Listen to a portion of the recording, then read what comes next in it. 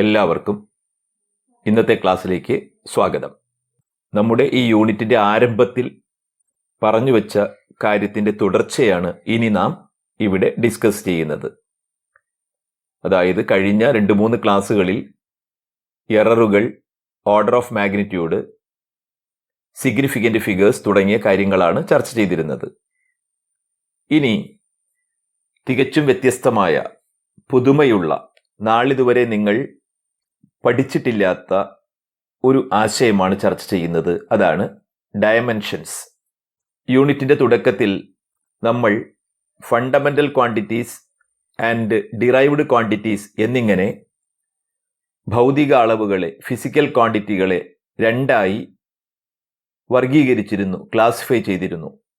7 fundamental quantities ആണ് ഉള്ളതെന്നും അവ mass, length, time, electric current, temperature, amount of substance, luminous intensity എന്നിവയായിരുന്നുവെന്നും നമ്മൾ മനസ്സിലാക്കുകയുണ്ടായി.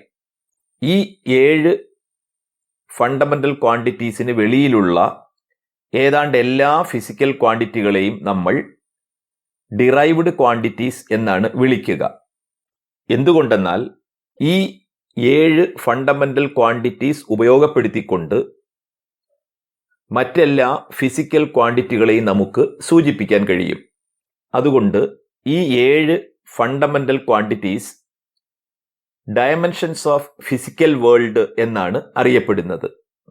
ഈ 7 ഫിസിക്കൽ ക്വാണ്ടിറ്റികളെ ഇപ്പോൾ നിങ്ങൾ ഈ കാണുന്ന രീതിയിൽ സിമ്പൽ ഉപയോഗിച്ച് സൂചിപ്പിക്കാം. നോക്കൂ, മാസ് എന്നതിനെ ഒരു സ്ക്വയർ ബ്രാക്കറ്റിനകത്ത് ക്യാപിറ്റൽ M എന്ന അക്ഷരം കൊണ്ട് സൂചിപ്പിച്ചിരിക്കുന്നു. ഇത് വായിക്കുന്നത് ഡയമെൻഷൻ ഓഫ് മാസ് എന്നാണ്. വേറൊരർത്ഥത്തിൽ പറഞ്ഞാൽ മാസ് എന്ന ഫിസിക്കൽ ക്വാണ്ടിറ്റിയെ നമുക്ക് ഇങ്ങനെ സൂചിപ്പിക്കാം. അതായത് സ്ക്വയർ ബ്രാക്കറ്റിനകത്ത് ക്യാപിറ്റൽ M കൊണ്ട് റെപ്രസെന്റ് ചെയ്യുന്നു. അതുപോലെ ലെങ്തിനെ ക്യാപിറ്റൽ L കൊണ്ട് സൂചിപ്പിക്കുന്നു. ടൈം സ്ക്വയർ ബ്രാക്കറ്റിനകത്ത് ക്യാപിറ്റൽ ലെറ്റർ T. അടുത്തത് ഇലക്ട്രിക് കറന്റ് ആണ്, ക്യാപിറ്റൽ A. ടെമ്പറേച്ചർ ക്യാപിറ്റൽ ലെറ്ററിൽ K. Amount of substance mole എന്ന് സൂചിപ്പിക്കും. MOLE ആണ് മോളിന്റെ സ്പെല്ലിംഗ്, പക്ഷേ ഡയമെൻഷൻ എഴുതുമ്പോൾ സ്മോൾ ലെറ്ററിൽ MOL എന്നെഴുതുന്നു. അവസാനത്തെ ഫണ്ടമെന്റൽ ക്വാണ്ടിറ്റിയായ ലൂമിനസ് ഇൻറ്റൻസിറ്റിയെ CD, സ്മോൾ ലെറ്റർ CD കൊണ്ട് റെപ്രസെന്റ് ചെയ്യുന്നു. അപ്പോൾ ഈ കാണുന്ന 7 എണ്ണമാണ് ഡയമെൻഷൻസ് ഓഫ് ഫിസിക്കൽ വേൾഡ്, അല്ലെങ്കിൽ ഡയമെൻഷൻസ് ഓഫ് ഫണ്ടമെന്റൽ ക്വാണ്ടിറ്റീസ്. അപ്പോൾ നാം പറഞ്ഞു വരുന്നത്, ഈ 7 സിമ്പലുകൾ ഉപയോഗിച്ച് ഇതിൽ പെടാത്ത മറ്റേതൊരു ഫിസിക്കൽ ക്വാണ്ടിറ്റികളെയും നമുക്ക് സൂചിപ്പിക്കാൻ കഴിയും.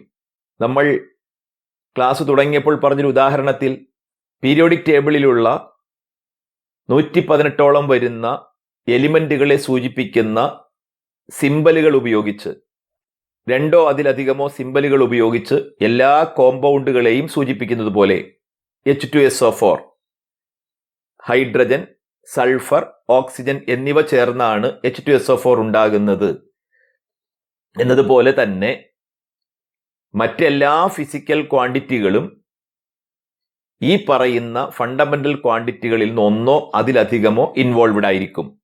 എന്നാൽ മെക്കാനിക്സുമായി ബന്ധപ്പെട്ട ഫിസിക്കൽ ക്വാണ്ടിറ്റീസുകൾ ഉണ്ടല്ലോ, ഫോഴ്സ്, വെലോസിറ്റി, ആക്സിലറേഷൻ പോലെയുള്ള ഫിസിക്കൽ ക്വാണ്ടിറ്റികളെല്ലാം നമുക്ക് മാസ്, ലെങ്ത്, ടൈം എന്നീ 3 ഫണ്ടമെന്റൽ ക്വാണ്ടിറ്റികൾ ഉപയോഗിച്ച് സൂചിപ്പിക്കാൻ കഴിയും.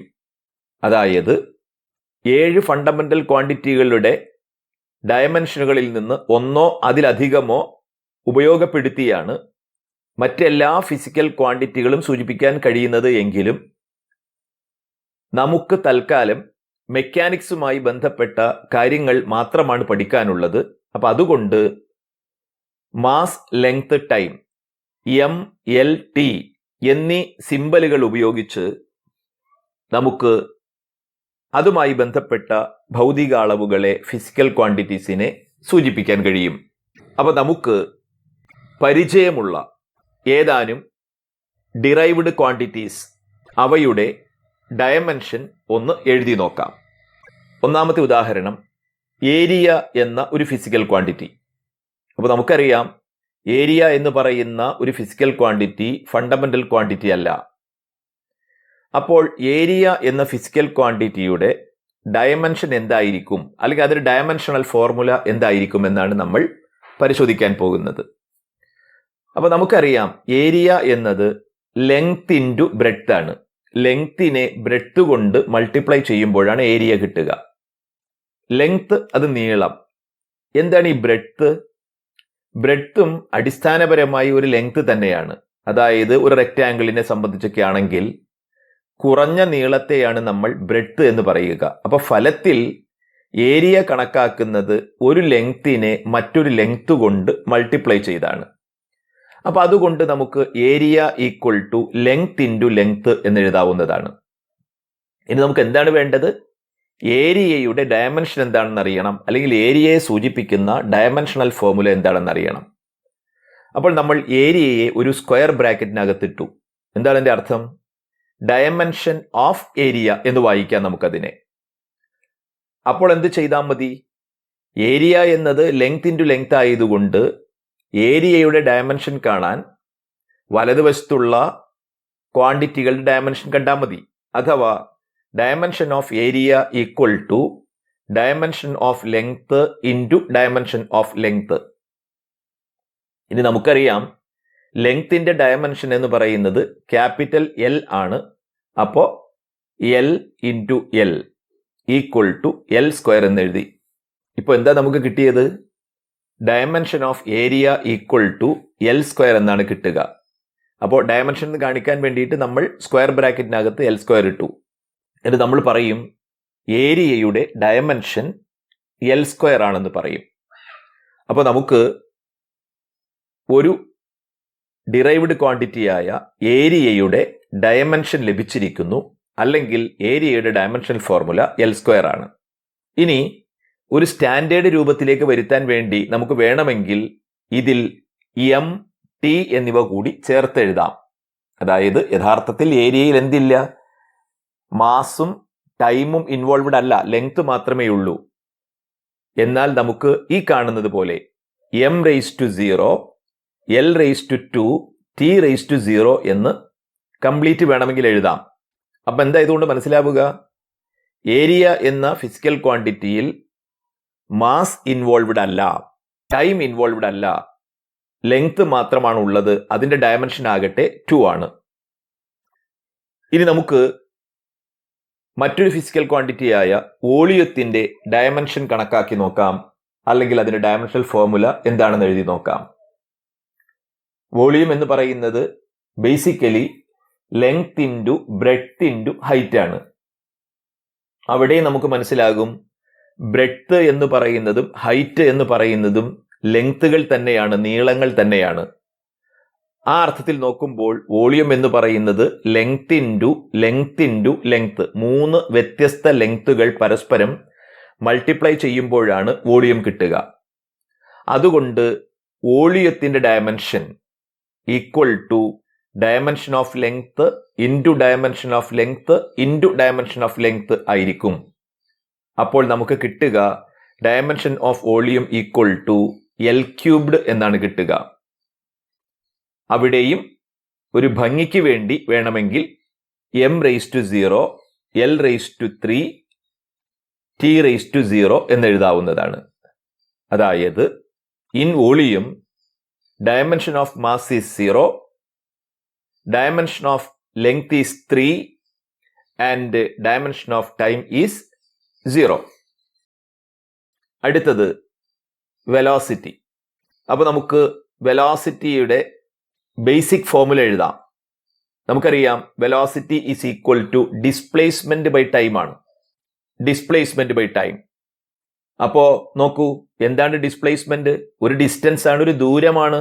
എന്ന് പറഞ്ഞാൽ ഡിസ്പ്ലേസ്മെന്റ് മെഷർ ചെയ്യുന്നത് മീറ്ററിലാണ്. ഒരു പോയിന്റിൽ നിന്ന് മറ്റൊരു പോയിന്റിലേക്കുള്ള അകലമാണ് ഡിസ്പ്ലേസ്മെന്റ് എന്ന് പറഞ്ഞാൽ അത് ഒരു ലെങ്ത് തന്നെയാണ്. ആ അർത്ഥത്തിൽ നോക്കുമ്പോൾ വെലോസിറ്റി എന്നത് ലെങ്തിനെ ടൈം കൊണ്ട് ഡിവൈഡ് ചെയ്തെടുക്കുന്ന ഒരു ഫിസിക്കൽ ക്വാണ്ടിറ്റിയാണ്.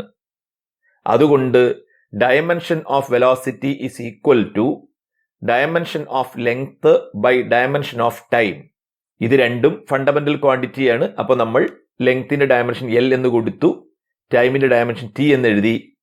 ഇനി ഒരു സ്റ്റാൻഡേർഡ് രൂപം എന്ന രീതിയിൽ ഡിനോമിനേറ്ററിലുള്ള ടൈമിനെ ന്യൂമറേറ്ററിലേക്ക് മാറ്റി എഴുതാം. അപ്പോൾ 1/t എന്നത് t⁻⁻1 എന്ന് എഴുതാം. അപ്പോൾ എന്താണ് കിട്ടുക എന്ന് നോക്കൂ. Dimension of velocity is equal to l⁻1 t⁻⁻1. അപ്പോൾ നമുക്ക് മനസ്സിലാകുന്ന കാര്യം, വെലോസിറ്റിയിൽ ലെങ്ത്തിന് ഡയമെൻഷൻ ഉണ്ട്, അത് 1 ആണ്. ടൈമിന് ഡയമെൻഷൻ ഉണ്ട്, അത് -1 ആണ്. മാസിന്റെ ഡയമെൻഷൻ 0 ആണ്, ഇല്ല. അപ്പൊ അത് വേണമെങ്കിൽ ചേർത്തെഴുതിയാൽ m⁻0 l⁻1 t⁻⁻1 ഇതായിരിക്കും വെലോസിറ്റിയുടെ ഡയമെൻഷൻ. ഇപ്പൊ നമ്മൾ ഈ ഫോർമുല അറൈവ് ചെയ്യുന്നത് ക്രമത്തിലാണ്. അതുകൊണ്ട് സാധാരണഗതിയിൽ വരുന്ന ഫിസിക്കൽ ക്വാണ്ടിറ്റികളുടെ എല്ലാം ഡയമെൻഷണൽ ഫോർമുല ഒന്ന് മനഃപ്പാടമാക്കുന്നത് നല്ലതായിരിക്കും. അപ്പോൾ ഇപ്പോൾ നിലവിൽ നമുക്ക് 3 ഫിസിക്കൽ ക്വാണ്ടിറ്റികളുടെ ഡയമെൻഷണൽ ഫോർമുലയാണ് ലഭ്യമായിട്ടുള്ളത്. ഇനി നമുക്ക് ആക്സിലറേഷന്റെ കാണാം. ഞാൻ ആക്സിലറേഷൻ എടുക്കാൻ കാരണം വെലോസിറ്റി ബൈ ടൈം ആണ് ആക്സിലറേഷൻ അറിയാം. അപ്പോൾ ആ തുടർച്ചയ്ക്ക് വേണ്ടിയിട്ടാണ് ഞാൻ അടുത്തത് ആക്സിലറേഷൻ പരിഗണിച്ചത്. അപ്പോൾ നമ്മൾ എന്താ മനസ്സിലാക്കിയിട്ടുള്ളത്? Acceleration is equal to velocity by time ആണ്. Velocity by time.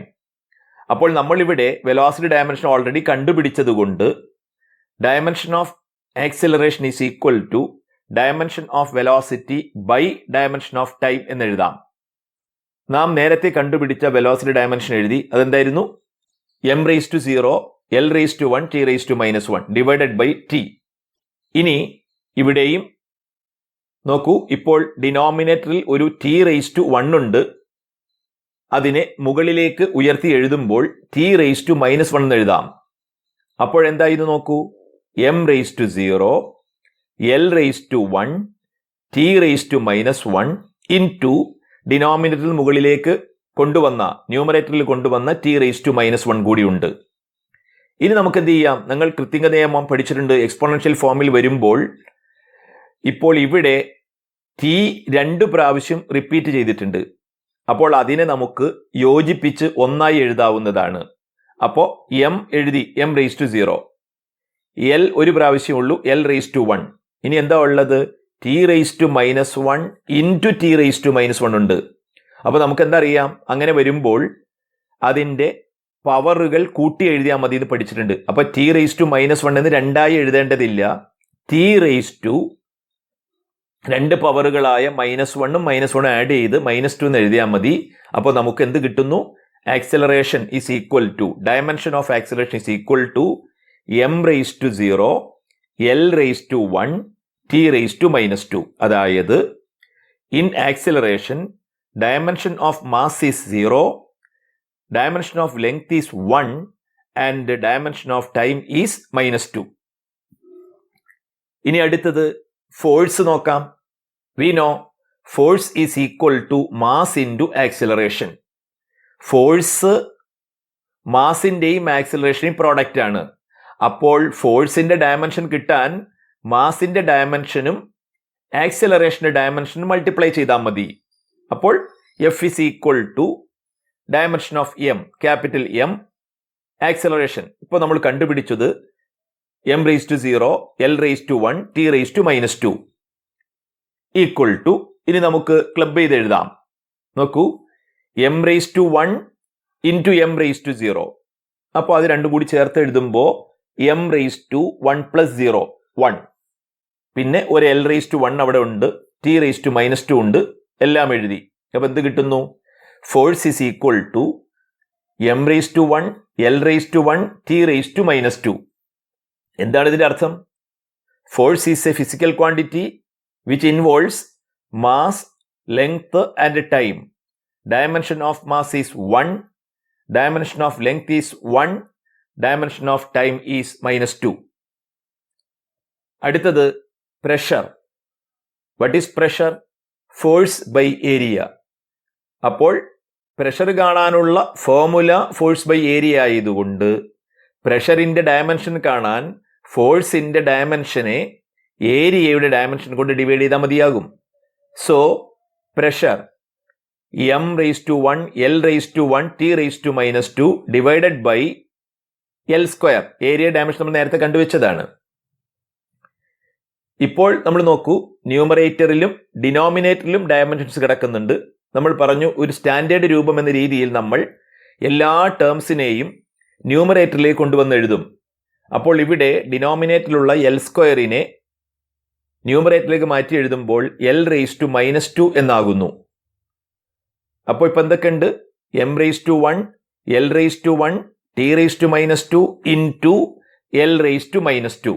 L മാത്രം രണ്ട് സ്ഥലത്ത് കിടക്കുന്നുണ്ട്. അത് ക്ലബ് ചെയ്ത് നമുക്ക് ഒന്നിച്ചെഴുതാം. അപ്പോൾ ആദ്യം m എഴുതുക എന്നതാണ് രീതി. അപ്പോൾ m ആദ്യം എഴുതി, m⁻1.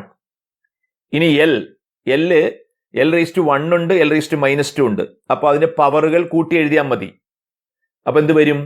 L⁻1 ആണ് വരിക. L⁻1 +-2, അതായത് L⁻1 - 2. അപ്പോൾ -1 കിട്ടും. അപ്പൊ Lന്റെ പവർ -1, ദെൻ T⁻2. അപ്പോൾ ഫൈനലി എന്ത് കിട്ടി? Pressure is equal to, dimension of pressure is equal to m⁻1 L⁻1 T⁻2. Next വർക്കാണ്. നമ്മൾ 9th പഠിച്ചിട്ടുണ്ട്, വർക്ക് എന്ന് പറയുന്നത് ഫോഴ്സ് ഇൻറ്റു ഡിസ്പ്ലേസ്മെന്റ് ആണ്. അപ്പോൾ work is equal to F⁻S. അതുകൊണ്ട് വർക്കിന്റെ ഡയമെൻഷൻ കാണാൻ ഫോഴ്സിന്റെ ഡയമെൻഷനും ഡിസ്പ്ലേസ്മെന്റിന്റെ ഡയമെൻഷനും കൊണ്ട് ഗുണിച്ചാൽ മതി. അപ്പോൾ നമുക്കിത് രണ്ടും നമുക്കറിയാവുന്നതാണ്. അപ്പോൾ ഫോഴ്സിന്റെ ഡയമെൻഷനായ mL⁻2 ഇൻറ്റു ഡിസ്പ്ലേസ്മെന്റ് L ആണ് എഴുതി. അപ്പോൾ അത് രണ്ടും ഗുണിച്ചെഴുതുമ്പോൾ, മൾട്ടിപ്ലൈ ചെയ്ത് എഴുതുമ്പോൾ m⁻1, Lന്റെ പവർ എന്ത് വരും? L⁻1 ഇൻറ്റു L⁻1 ഉണ്ട്, that is L square T⁻2. അങ്ങനെ നമുക്ക് വർക്കിന്റെ ഡയമെൻഷൻ കിട്ടി. ഞാൻ നേരത്തെ സൂചിപ്പിച്ചതുപോലെ ഇതെല്ലാം മനസ്സിലൊന്ന് കാണാതെ ഓർത്ത് വെക്കുന്നത് നന്നായിരിക്കും. ഇനി അടുത്തത് പവറാണ്. പവർ നമുക്കറിയാം റേറ്റ് ഓഫ് ഡൂയിങ് വർക്കാണ്, അല്ലെങ്കിൽ എനർജി കൺസ്യൂംഡ് പെർ സെക്കൻഡ് ആണ്. വർക്കിനെ ടൈം കൊണ്ട് ഡിവൈഡ് ചെയ്താൽ നമുക്ക് പവർ കിട്ടുമെന്ന് നിങ്ങൾ 9ലും 10ലും പഠിച്ചിട്ടുള്ളതാണ്. അപ്പോൾ നമ്മളോട് എന്താ പറഞ്ഞിരിക്കുന്നത്? പവറിന്റെ ഡയമെൻഷൻ കാണാനാണ്. അപ്പോൾ റിലേഷൻ അറിയാവുന്നത് കൊണ്ട് നമുക്ക് വളരെ എളുപ്പമാണ് പവറിന്റെ ഡയമെൻഷൻ കാണാൻ. വർക്കിന്റെ ഡയമെൻഷനെ ടൈമിന്റെ ഡയമെൻഷൻ കൊണ്ട് ഡിവൈഡ് ചെയ്താൽ മതി. അപ്പോൾ വർക്കിന്റെ ഡയമെൻഷൻ mL² T⁻2 എഴുതി, ബൈ ടൈം എഴുതി. ഇനി ഇവിടെ നോക്കൂ, ഡിനോമിനേറ്ററിൽ ഒരു T⁻1 ഉണ്ട്, ന്യൂമറേറ്ററിൽ T⁻2 ഉണ്ട്. അപ്പോൾ ഡിനോമിനേറ്ററിലെ ടിയെ ന്യൂമറേറ്ററിൽ കൊണ്ടുവരുമ്പോൾ അത് T⁻1 എന്നാകും. അപ്പോൾ ഇവിടെ m⁻1 L² T⁻2 into T⁻1. അപ്പോൾ ആ T⁻2ഉം T⁻1ഉം ചേർത്ത് എഴുതി കഴിഞ്ഞാൽ T⁻3 ആകും. അങ്ങനെ പവറിന്റെ ഡയമെൻഷൻ m⁻1 L⁻2 T⁻3. അതായത് പവറിന്റെ ഡയമെൻഷനിൽ മാസിന്റെ ഡയമെൻഷൻ 1, ലെങ്ത്തിന്റെ ഡയമെൻഷൻ 2, ടൈമിന്റെ ഡയമെൻഷൻ -3. ഇനി അടുത്തത് ഡെൻസിറ്റി. നമുക്കറിയാം മാസിനെ വോളിയം കൊണ്ട് ഡിവൈഡ് ചെയ്യുമ്പോഴാണ് ഡെൻസിറ്റി കിട്ടുക. അതുകൊണ്ട് ഡെൻസിറ്റിയുടെ ഡയമെൻഷൻ കാണാൻ മാസിന്റെ ഡയമെൻഷനെ വോളിയത്തിന്റെ ഡയമെൻഷൻ കൊണ്ട് ഡിവൈഡ് ചെയ്താൽ മതി. അപ്പൊ നമ്മൾ അത് എഴുതി m/L⁵. ഡിനോമിനേറ്ററിൽ L⁵ ന്യൂമറേറ്ററിലേക്ക് മാറ്റി, അപ്പോൾ -3 ആയി. Then dimension of density is equal to m⁻1 L⁻3. ഇനി ഒന്നുകൂടി എഴുതാം നമുക്ക്. മൊമെന്റം, അതും നിങ്ങൾ 9th പഠിച്ചിട്ടൊരു ഫിസിക്കൽ ക്വാണ്ടിറ്റിയാണ്. മാസിനെ വെലോസിറ്റി കൊണ്ട് മൾട്ടിപ്ലൈ ചെയ്യുമ്പോഴാണ് മൊമെന്റം കിട്ടുക. അപ്പോൾ momentum P is equal to mv. അതുകൊണ്ട് മൊമെന്റത്തിന്റെ ഡയമെൻഷൻ കാണാൻ, അല്ലെങ്കിൽ ഡയമെൻഷണൽ ഫോർമുല കണ്ടുപിടിക്കാൻ മാസിന്റെ ഡയമെൻഷനെ വെലോസിറ്റിയുടെ ഡയമെൻഷൻ കൊണ്ട് മൾട്ടിപ്ലൈ ചെയ്താൽ മതി. ഇത് രണ്ടും നമുക്ക് അറിയാവുന്നതാണ്. അപ്പോൾ m ഇൻറ്റു L⁻1 ചേർത്ത് എഴുതുമ്പോൾ m⁻1 L⁻1 T⁻⁻1. അപ്പോൾ നമുക്ക് പരിചയമുള്ള കുറേ ഫിസിക്കൽ ക്വാണ്ടിറ്റീസ് നമ്മൾ ഇപ്പോൾ എഴുതി. ഇനി നമ്മൾ ഓരോ ചാപ്റ്ററുകൾ മുന്നോട്ട് പോകുമ്പോഴും പുതിയ പുതിയ ചില ഫിസിക്കൽ ക്വാണ്ടിറ്റീസ് പരിചയപ്പെടും. അപ്പോൾ അതിൻ്റേതായ ഡയമെൻഷണൽ ഫോർമുല അപ്പോൾ നമ്മൾ എഴുതും. അപ്പോൾ നമുക്ക് വർഷാന്ത പരീക്ഷ ആകുമ്പോഴേക്കും നമ്മൾ എന്ത് ചെയ്തിട്ടാവും, കുറേ കൂടി ഫിസിക്കൽ ക്വാണ്ടിറ്റികളുടെ ഡയമെൻഷൻസ് പഠിച്ചു കഴിഞ്ഞിട്ടുണ്ടാകും. ഇനി ഇവിടെ പറയാനുള്ള ഒരു പ്രധാനപ്പെട്ട കാര്യം, നമ്മൾ പറഞ്ഞു ഏതൊരു ഫിസിക്കൽ ക്വാണ്ടിറ്റിയെയും നമുക്ക് ഒരു ഡയമെൻഷൻ കൊണ്ട് സൂചിപ്പിക്കാൻ പറ്റും, അല്ലെങ്കിൽ ഒരു ഡയമെൻഷൻ ഉണ്ടാകും. ഒരു കാര്യം ഓർക്കേണ്ടത്, ഒരു ഫിസിക്കൽ ക്വാണ്ടിറ്റിക്ക് ഒന്നിൽ കൂടുതൽ ഡയമെൻഷണൽ ഫോർമുല ഉണ്ടാവില്ല. അതായത് ഒരു ഫിസിക്കൽ ക്വാണ്ടിറ്റിക്ക് ഒരേ ഒരു ഡയമെൻഷനേ ഉണ്ടാകൂ. എന്നാൽ ഒരേ ഡയമെൻഷനുള്ള ഒന്നിലധികം ഫിസിക്കൽ ക്വാണ്ടിറ്റീസ് ഉണ്ടാകാം. ഉദാഹരണത്തിന് ആംഗുലർ വെലോസിറ്റി, ഫ്രീക്വൻസി എന്നിവ രണ്ട് വ്യത്യസ്ത ഫിസിക്കൽ ക്വാണ്ടിറ്റിയാണ്. ആംഗുലർ വെലോസിറ്റി എന്ന ഫിസിക്കൽ ക്വാണ്ടിറ്റി അല്ല ഫ്രീക്വൻസി. പക്ഷേ ആംഗുലർ വെലോസിറ്റിയുടെ ഡയമെൻഷണൽ ഫോർമുല T⁻⁻1 ആണ്. ഫ്രീക്വൻസിയുടെയും അത് തന്നെയാണ്. അപ്പോൾ ഫിസിക്കൽ ക്വാണ്ടിറ്റി വ്യത്യസ്തമാണെങ്കിലും രണ്ടിൻ്റെയും ഡയമെൻഷൻ ഒന്ന് തന്നെയാണ്. അതുപോലെ വേറൊരു എക്സാമ്പിൾ, നിങ്ങൾ 9th ഇമ്പൾസ് പഠിച്ചിട്ടുണ്ട്, ഫോഴ്സ് ഇൻറ്റു ടൈം എന്നൊരു ഇത് വെച്ചിട്ട്. അപ്പോൾ ഇമ്പൾസ്, മൊമെൻറ്റം, ഇത് രണ്ടും രണ്ട് ഫിസിക്കൽ ക്വാണ്ടിറ്റിയാണ്. പക്ഷേ രണ്ടിൻ്റെയും ഡയമെൻഷൻ ഒന്ന് തന്നെയാണ്. എന്ന് പറഞ്ഞാൽ mLT⁻⁻1 എന്ന് തന്നെയാണ് ഇമ്പൾസിൻ്റെയും മൊമെൻറ്റത്തിൻ്റെയും ഡയമെൻഷൻ. അതുപോലെ നിങ്ങൾ പഠിക്കാൻ പോകുന്നേ ഉള്ളൂ, ടോർക്ക് എന്ന് പറയുന്ന ഒരു ഫിസിക്കൽ ക്വാണ്ടിറ്റി നിങ്ങൾ പഠിക്കാൻ പോകുന്നുണ്ട്. വർക്കിൻ്റെ ഡയമെൻഷൻ തന്നെയാണ് ടോർക്കിൻ്റെ ഡയമെൻഷനും. അപ്പോൾ ഓർത്ത് വയ്ക്കുക, ഒരു ഫിസിക്കൽ ക്വാണ്ടിറ്റിക്ക് ഒന്നിലധികം ഡയമെൻഷൻസ് ഉണ്ടാവില്ല. എന്നാൽ വ്യത്യസ്ത ഫിസിക്കൽ ക്വാണ്ടിറ്റിക്ക് ഒരേ ഡയമെൻഷൻ ഉണ്ടാകാം. അപ്പോൾ പരീക്ഷയ്ക്ക് ചോദിക്കാറുണ്ട്, give an example for A pair of physical quantities having same dimension എന്നൊക്കെ ചോദിക്കാറുണ്ട്. അപ്പോൾ ഇതൊക്കെ ഒന്ന് ഓർത്ത് വയ്ക്കാം. ഇനി മറ്റൊരു കാര്യം പറയാനുള്ളത് കോൺസ്റ്റന്റുകളെ സംബന്ധിച്ചാണ്. അപ്പോൾ ഡയമെൻഷൻ ഉള്ള കോൺസ്റ്റന്റ്സ് ഉണ്ട്, ഡയമെൻഷൻ ഇല്ലാത്ത കോൺസ്റ്റന്റുകളുമുണ്ട്. ഇപ്പോൾ നമുക്ക് പരിചയമുള്ളൊരു കോൺസ്റ്റന്റ് ആണ് പൈ. പൈ എന്നത് ഡയമെൻഷൻ ഇല്ലാത്ത ഒരു ഫിസിക്കൽ ക്വാണ്ടിറ്റിയാണ്. എന്നാൽ ഗ്രാവിറ്റേഷണൽ കോൺസ്റ്റന്റ് ഡയമെൻഷൻ ഉള്ള ഒരു കോൺസ്റ്റന്റ് ആണ്. അപ്പോൾ ഡയമെൻഷൻ ഉള്ള കോൺസ്റ്റന്റുകളും ഇല്ലാത്ത കോൺസ്റ്റന്റുകളും ഉണ്ട് എന്ന് ഓർക്കുക. നമ്മളിപ്പോൾ കുറേ ഫിസിക്കൽ ക്വാണ്ടിറ്റികളുടെ ഡയമെൻഷനൊക്കെ പരിചയപ്പെട്ടു. ഇനി ഇതുകൊണ്ട് ചില ഉപയോഗങ്ങളുണ്ട്.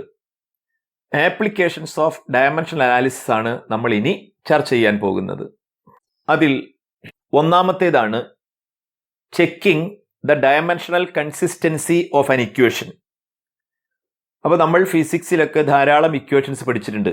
ഇപ്പോൾ kinetic energy is equal to ½ mv², S is equal to ut + ½ at², v² equal to u² + 2as, centripetal force is equal to mv²/r. ഇങ്ങനെ ധാരാളം ഇക്വേഷൻസ് ഉണ്ട്. അപ്പോൾ നമുക്ക് ഒരു ഇക്വേഷൻ തന്നു, അത്ര പരിചയം പോരാ.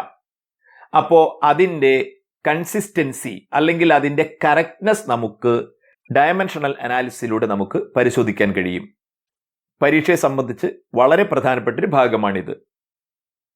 അപ്പോൾ പ്രിൻസിപ്പിൾ ഓഫ് ഹൊമോജിനിറ്റി എന്ന തത്വത്തെ അടിസ്ഥാനമാക്കിയാണ് ഈ പറഞ്ഞ കാര്യം സാധ്യമാക്കുന്നത്. അതായത് ഒരു ഇക്വേഷൻ പരിശോധിച്ച് അത് കൺസിസ്റ്റന്റ് ആണോ, അത് കറക്റ്റ് ആണോ എന്ന് പരിശോധിക്കുന്നത് പ്രിൻസിപ്പിൾ ഓഫ് ഹൊമോജിനിറ്റി എന്ന തത്വത്തെ ആസ്പദമാക്കിയാണ്. അതുകൊണ്ട് നമുക്ക് എന്താണ് ഈ പ്രിൻസിപ്പിൾ ഓഫ് ഹൊമോജിനിറ്റി എന്നൊന്ന് പരിശോധിക്കാം. നമുക്ക് ഒരു ഫിസിക്കൽ ക്വാണ്ടിറ്റിയോട് അതേ ഫിസിക്കൽ ക്വാണ്ടിറ്റി മാത്രമേ ആഡ് ചെയ്യാൻ കഴിയൂ. ഒരു പെൻസിലിന്റെ നീളത്തോട് ഒരു സ്കെയിലിന്റെ നീളം കൂട്ടാം. ഇപ്പോൾ 10 സെന്റിമീറ്ററിനോട് നമുക്ക് 20 സെന്റിമീറ്റർ കൂട്ടി നമുക്ക് 30 സെന്റിമീറ്റർ എന്ന് പറയാം. അതുപോലെ ഒരു ഫിസിക്കൽ ക്വാണ്ടിറ്റിയിൽ നിന്നും നമുക്ക് അതേ ഫിസിക്കൽ ക്വാണ്ടിറ്റി കുറയ്ക്കാം.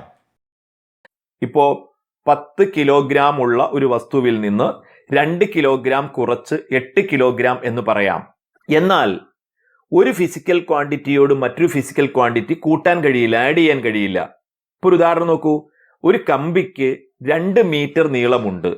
അതിന് 3 കിലോഗ്രാം മാസുമുണ്ട്. നമുക്ക് ഈ 2 മീറ്ററും 3 കിലോഗ്രാമും കൂട്ടി 5 എന്ന് പറയാൻ കഴിയില്ല.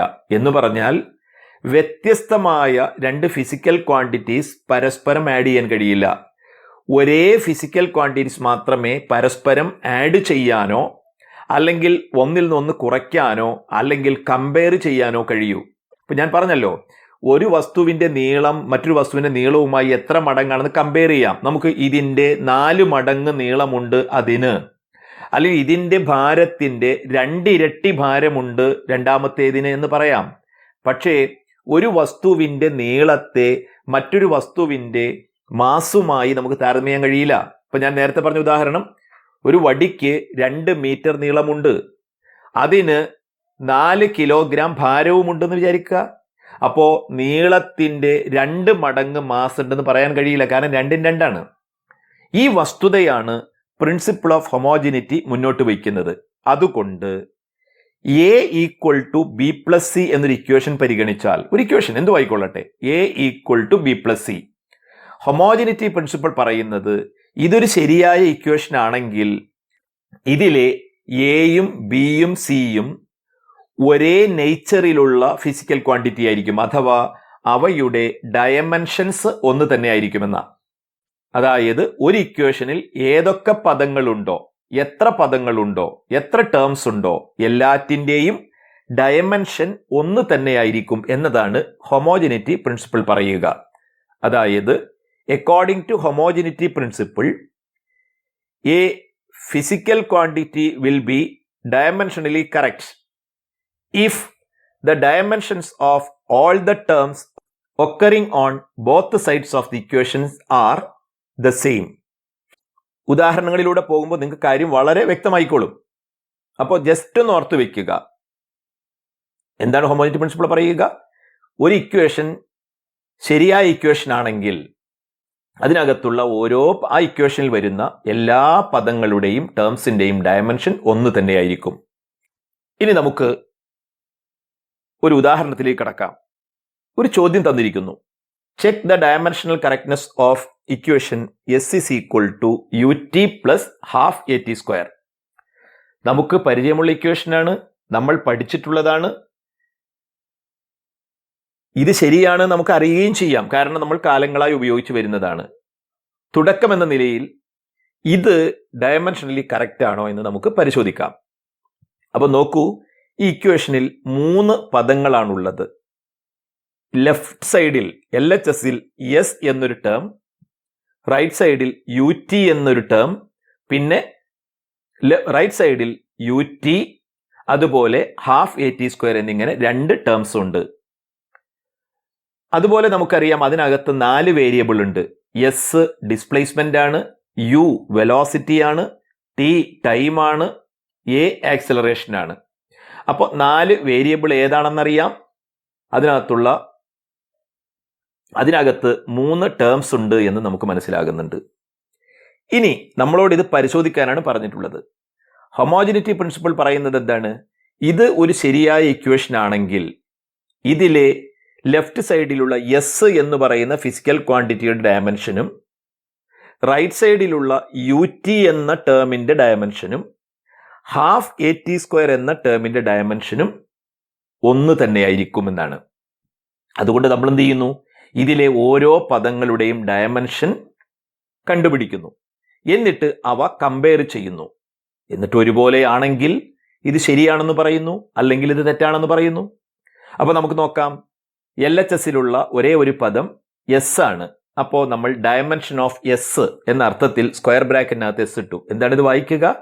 Dimension of displacement. നമ്മൾ പറഞ്ഞു ഡിസ്പ്ലേസ്മെന്റ് എന്ന് പറയുന്നത് ഒരു പോയിന്റിൽ നിന്ന് മറ്റൊരു പോയിന്റിലേക്കുള്ള അകലമാണ്, ഒരു ലെങ്ത് ആണ്. അതുകൊണ്ട് dimension of S is equal to L എന്ന് കിട്ടി. നമ്മൾ അതിന് നമ്പർ 1 എന്ന് കൊടുത്തു.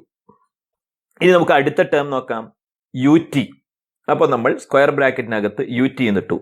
That is dimension of U T equal to, ഇതിൽ യു എന്ന് പറയുന്നത് ഇനിഷ്യൽ വെലോസിറ്റി ആണ്. വെലോസിറ്റി ആയതുകൊണ്ട് അത് ഇനിഷ്യൽ ആയാലും ഫൈനൽ ആയാലും velocity is velocity. So you എന്ന ഫിസിക്കൽ ക്വാണ്ടിറ്റി ഡയമെൻഷൻ LT⁻⁻1 എന്ന് എഴുതി. ഇൻറ്റു ടൈമാണ് ടി, അതും എഴുതി. അപ്പോൾ LT⁻⁻1 ഇൻറ്റു T⁻1. ഇപ്പോൾ നമുക്കറിയാം ടിയുടെ ഒന്നിൻ്റെ പവർ -1 ആണ്, മറ്റേത് 1 ആണ്. അത് രണ്ടും കൂട്ടി എഴുതുമ്പോൾ T⁻⁻1 + 1 0 ആയി പോകും. അപ്പോൾ എന്ത് കിട്ടും?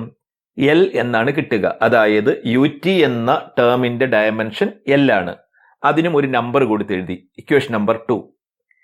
ഇനി മൂന്നാമത്തെ പദം ഏതാണ്? ½ AT² ആണ്. അപ്പോൾ ഡയമെൻഷൻ ഓഫ് ½ AT² എഴുതി. നമുക്കറിയാം ഹാഫ് എന്ന് പറയുന്നത് ഒരു ഫിസിക്കൽ ക്വാണ്ടിറ്റിയിൽ ഒരു നമ്പറാണ്, അതിന് ഡയമെൻഷൻ ഉണ്ടാവില്ല. അപ്പോൾ ഹാഫിന് ഡയമെൻഷൻ ഇല്ല, അത് എഴുതുന്നില്ല. പിന്നെ എ, അത് ആക്സിലറേഷനാണ്. ആക്സിലറേഷൻ ഡയമെൻഷൻ നമ്മൾ നേരത്തെ പഠിച്ചു വെച്ചിട്ടുണ്ട്, അല്ലെങ്കിൽ പട്ടികയിലുണ്ട്. LT⁻², അത് എഴുതി. ഇൻറ്റു ടൈമാണ്, ടൈമിൻ്റെ സ്ക്വയർ ഉണ്ട്, T² എഴുതി. അപ്പോൾ അത് സിംപ്ലിഫൈ ചെയ്യുമ്പോൾ T⁻², T⁻²ഉം ക്യാൻസൽ ചെയ്ത് പോയി, L എന്ന് കിട്ടുന്നു. Equation number 3. ഇനി നിങ്ങൾ നോക്കൂ, 3 പദങ്ങളുടെ ഡയമെൻഷൻ നമ്മൾ കണ്ടുപിടിച്ചു കഴിഞ്ഞു. L എന്നാണ് കിട്ടുക. അതായത് S = UT + ½ AT² എന്ന ഇക്വേഷനിലെ S എന്ന പദത്തിൻ്റെ ഡയമെൻഷനും UT എന്ന പദത്തിൻ്റെ ഡയമെൻഷനും ½ AT² എന്ന പദത്തിൻ്റെ ഡയമെൻഷനും ഒന്ന് തന്നെയാണ്. അപ്പോൾ നമ്മൾ എന്ത് എഴുതും? Since the dimensions of all the terms are same, it is dimensionally correct എന്നെഴുതും. ഇനി നമുക്ക് ഒരു ഉദാഹരണം കൂടി നോക്കാം. Check the correctness of the equation ½ mv² = mgh. അപ്പോൾ ഇതിനകത്ത് 2 പദങ്ങളേ ഉള്ളൂ. LHS ഒരു പദമുണ്ട്, RHS ഒരു പദമുണ്ട്. അപ്പോൾ അതുപോലെ അതിനകത്തുള്ള വേരിയബിൾ ഏതാണ്? Mass, velocity, acceleration due to gravity, height, എല്ലാം നമുക്ക് അറിയാവുന്ന ഫിസിക്കൽ ക്വാണ്ടിറ്റിയാണ്. അപ്പോൾ നമ്മൾ ആദ്യം എന്ത് ചെയ്യുന്നു? LHSന്റെ ഡയമെൻഷൻ കണ്ടുപിടിക്കുന്നു. സൗകര്യത്തിന് വേണ്ടി ഞാൻ അങ്ങനെ ഇട്ടെന്ന് മാത്രമേ ഉള്ളൂ. Dimension of LHS = dimension of mass into dimension of v². മാസിന്റെ ഡയമെൻഷൻ എഴുതി. വെലോസിറ്റി ഡയമെൻഷൻ നമ്മൾ കണ്ടുപിടിച്ചതാണ്, LT⁻⁻1² കൊടുത്തു. ബ്രാക്കറ്റ് ഓപ്പൺ ചെയ്ത് L² T⁻² എന്നാക്കി. അപ്പോൾ ഇപ്പോൾ കിട്ടിയ എന്താണ്? mL² T⁻². അപ്പോൾ നമ്മൾ ആ ഇൻറ്റു ഒക്കെ കളഞ്ഞ് ഒറ്റ സ്ക്വയർ ബ്രാക്കറ്റിനകത്തേക്ക് എഴുതി mL² T⁻². അതായത് ഈ ഇക്വേഷൻ്റെ ലെഫ്റ്റ് സൈഡിലെ പദത്തിൻ്റെ ഡയമെൻഷൻ mL² T⁻² ആണ്. ഇനി റൈറ്റ് സൈഡിൻ്റെ കാണാം. RHS, റൈറ്റ് ഹാൻഡ് സൈഡ് എന്ന അർത്ഥത്തിൽ RHS സ്ക്വയർ ബ്രാക്കറ്റിനകത്ത് എഴുതി. = അവിടെയുള്ള പദമാകട്ടെ mgh ആണ്. എമ്മിൻ്റെ ഡയമെൻഷൻ എഴുതി. മാസാണ്. G ആക്സിലറേഷൻ ആണത്, ഡ്യൂ ടു ഗ്രാവിറ്റി മൂലമുള്ള ആക്സിലറേഷൻ. ഞാൻ നേരത്തെ പറഞ്ഞതുപോലെ എങ്ങനെയുണ്ടായ ആക്സിലറേഷൻ ആണെങ്കിലും ആക്സിലറേഷൻ തന്നെയാണ്. അപ്പോൾ ജിക്ക് ആക്സിലറേഷന് ഡയമെൻഷൻ കൊടുത്തു. LT⁻² ഇൻറ്റു ഹൈറ്റ് ആണ്. നമുക്കറിയാം ഹൈറ്റ് എന്ന് പറയുന്നൊരു ലെങ്ത് ആണ്, അതുകൊണ്ട് ലെങ്ത്തിന് ഡയമെൻഷൻ കൊടുത്തു. കമ്പൈൻ ചെയ്ത് എഴുതി mL² T⁻² എന്ന് കിട്ടി. അപ്പോൾ നിങ്ങൾ നോക്കൂ, LHSന്റെ ഡയമെൻഷനും mL² T⁻² ആണ്. RHSന്റെ ഡയമെൻഷനും mL² T⁻² ആണ്. ഇതിൽ നിന്ന് മനസ്സിലാകുന്നുണ്ട്, ഇതിൻ്റെ LHSന്റെ ഡയമെൻഷനും RHSന്റെ ഡയമെൻഷനും ഈക്വൽ ആണ്. അതുകൊണ്ട് ഈ ഇക്വേഷൻ ഡയമെൻഷനലി കറക്റ്റ് ആണ്. സമയം അല്പം നീണ്ടുപോയിട്ടുണ്ട്. അപ്പോൾ അതുകൊണ്ട് ഇത്തരത്തിൽ വരുന്ന ഏതാനും ചോദ്യങ്ങൾ കൂടി ഇവിടെ ഞാൻ കൊടുക്കുകയാണ്. അത് നിങ്ങളൊന്ന് പരിശോധിക്കുക.